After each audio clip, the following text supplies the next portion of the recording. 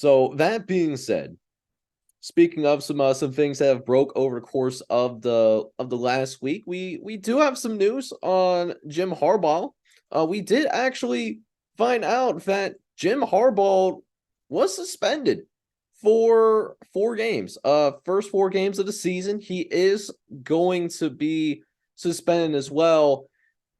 So it's really interesting how this came about. So Harbaugh is not being suspended for necessarily the violations themselves. So allegedly, and this is from SBNation.com, allegedly, Harbaugh is being suspended because he made false statements to the NCAA in response to the NCAA investigation that they are looking into Michigan for potential recruiting violations that he and that Michigan staff may have made during the COVID-19 dead period. We recently, actually a couple of weeks ago, saw Tennessee's investigation during that same time period wrapped up. Now, the Michigan program itself was not punished. They're not going to lose any scholarships, no fine, nothing like that. But it's just crazy why Harbaugh was suspended, right? And it's why so many people criticize the NCAA. So I'm reading this verbatim. I'll try to link it down either in the description or in the pinned comment, or like pin a comment down below so that you guys can check out the article itself. So the NCAA cited 4 level 2 violations. So that includes meeting with recruits during a COVID-19 dead period. So it's during the calendar year where coaches cannot meet with recruits in a physical presence, texting recruits outside the allowable time period. So Harbaugh met these recruits at, I guess there's a restaurant called the Brown Jug. I guess that's around Ann Arbor, Michigan. I've never been in the area, because that's where Harbaugh bought, food for the recruits. And it's nothing fancy. It's not like, he's getting these recruits filet mignon and lobster and scallops. No, none of that. None of that. Burgers. He's being suspended over burgers, and I guess it was that Harbaugh couldn't specifically recall, and so the NCAA came out and said, well, you lied to us, so we're going to go ahead and suspend you. And they cited a level 1 violation for Jim Harbaugh lying to these investigators as well. But here's even the crazier part about how this 4-game suspension came about, okay? Y'all are not going to believe this, okay? So it was actually negotiated. Harbaugh and the NCAA negotiated and agreed. They both agreed to this 4-game suspension. Like, do you know how insane that actually sounds? That this was agreed upon, right? It's not even that Harbaugh admitted to doing anything wrong. Like, if it would be different if Harbaugh was like, yeah, I definitely did some wrongdoings. That's on me. I could see why there would be a little bit more of a negotiation. And again, it doesn't even seem like Harbaugh actually lied. He just doesn't recall. That there's a difference in that. These are older people that we're talking about. These folks' memories might not necessarily be the sharpest. Let's be real. The memory might not always be there, unless it's football, of course. They're college football coaches for a reason. So the NCAA and Harbaugh, they agreed on these suspensions. They agreed to this. Like, let me equate it like this, right? Imagine that you're in court and you're just observing court and you see someone accused and later found guilty of murder. And instead of the judge doing the sentencing all by himself, remember, there's no plea deal. There is no plea deal here in this situation.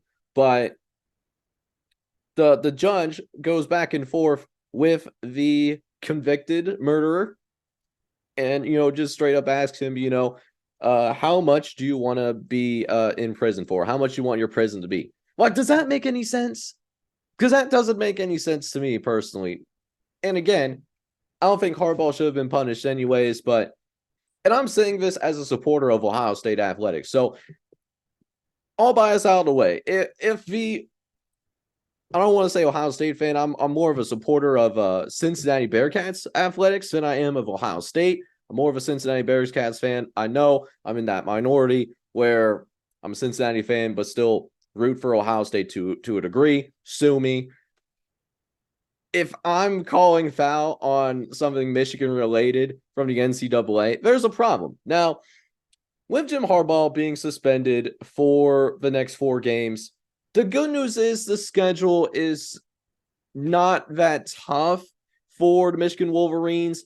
Really, a lot of what they got to go ahead and do, the 2 of their most important games, they don't face anyone that's projected to be in the top 25 until November 11th when they go on the road to play against Penn State. But that's well beyond that 4-game suspension. They're worried about Penn State and they're worried about Ohio State. These other games, who cares, right? Who actually legitimately cares?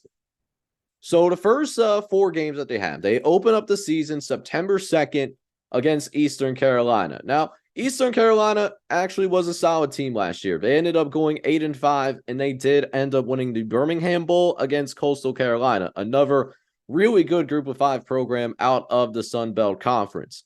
They almost pulled the upset on NC State when they were ranked in the top 25 at the time. Didn't quite work out that way, but Eastern Carolina, they do have a solid team, but going on the road into the big house, I don't see why Michigan fans would be too terribly worried as long as they come ready to play.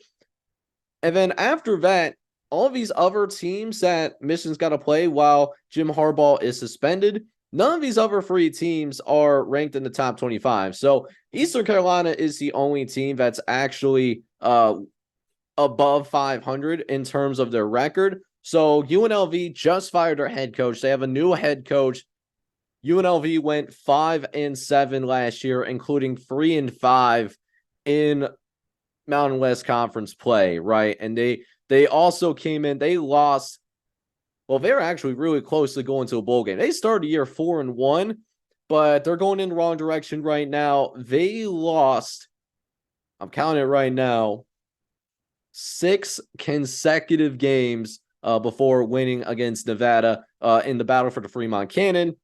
So they lost 6 of their last 7 games. So UNLV is not necessarily bringing in a lot of so-called momentum, right? That's just not happening. So UNLV went 5-7, not going in a positive direction right now. This Rebels team has to go on the road and play Michigan as well. Then, following that September 9th game, we have another home game. I know, a lot of home games to start out for Michigan. If you're going to have a guy suspend for 4 games, this wouldn't be a bad time to do it. So they play Bowling Green next on September 16th. The following weekend, it's on Big Ten Network. Bowling Green also went below 500, but a little bit different of a case for the Bowling Green Falcons. They actually did go to a bowl game, right? So they finished the regular season 6-6. They went 5-3 in the MAC, so they were an above average MAC team. Their only non-conference win was to Marshall. They played an FCS team last year in Eastern Kentucky. They lost to Eastern Kentucky in 7 overtimes, but regardless, they did make it to a bowl game. They played New Mexico State in the Quick Lane Bowl out in Ford Field up in Detroit, Michigan. Lost New Mexico State in the Quick Lane Bowl. So that's how they ended up finishing below 500. Again, this was not a team that was very good in non-conference play. 1-3 outside of the MAC. That includes an FCS loss as well. And again, Bowling Green is going to have to go up I-75 in order to go and play this Michigan squad. So don't know who the interim coach is going to be during the time that we do end up seeing Jim Harbaugh coach, but Bowling Green should be an issue. Then, and this is where it gets crazy, guys. This is where it gets real crazy here, ladies and gentlemen.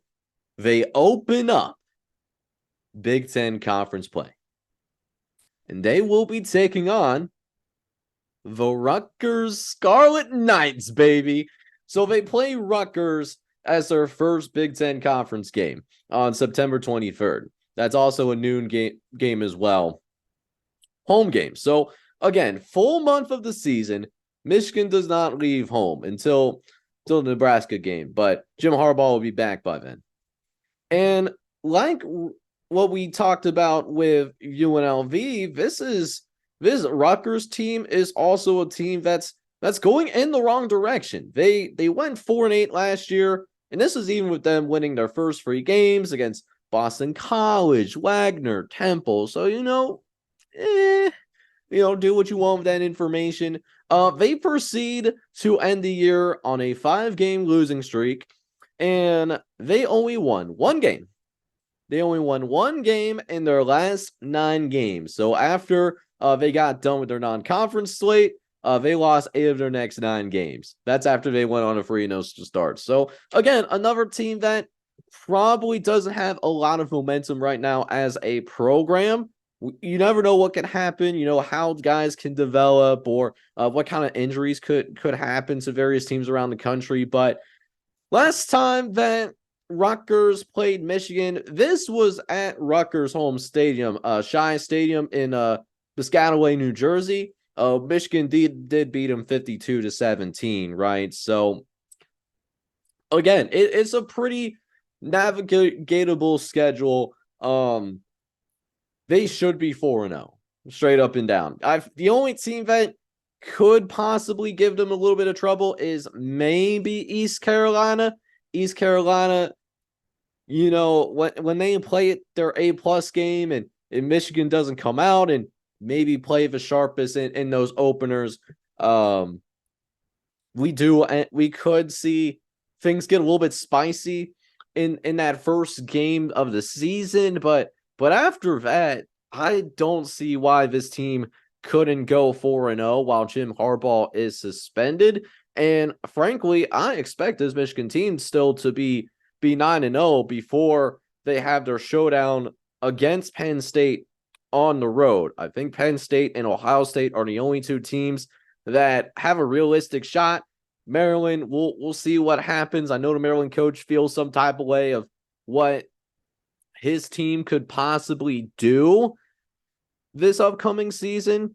And he actually said the words that he wants to compete for the Big Ten East title. That's a bold strategy, Con. We'll see if it works out for him. But I don't see how Michigan loses a game while Jim Harbaugh is on his suspension. I think they'll be fine. Maybe the development might be a little bit slower, depending on who's coaching this team. And, maybe they don't win as impressively as maybe they should. But in terms of them actually losing a game, I'm not calling it, right? So that's just how I feel about the Jim Harbaugh situation. And I'm saying that as a Ohio born and raised guy. So that's just my humble opinion on that for the matter.